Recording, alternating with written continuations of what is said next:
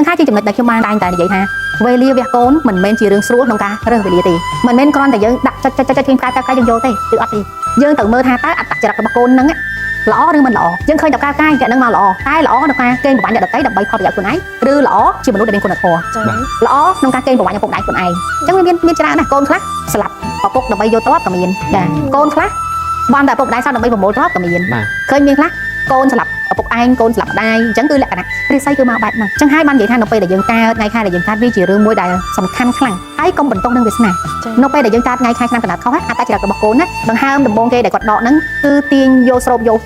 ធាតុអីចូលធាតុនឹងហើយវាទៅកណនីធាតុទាំង5នៅក្នុងរិស័យរបស់យើងថាធាតុណាលើសធាតុណាខ្វះវាសនារបស់គាត់បែបណាដំណើរជីវិតរបស់គាត់បែបណាអញ្ចឹងនៅពេលដែលយើងឆែកមើលថាឲ្យថាសត្វតែដំណើរជីវិតល្អតែល្អនៅក្នុងផ្លូវដែលអាក្រក់ចរិតអាក្រក់គេប្រវ័ញ្ចអ្នកដទៃតែយើងចង់ឲ្យកូនយើងមានដោយសារលើកំណត់ទុកអ្នកដទៃឬអត់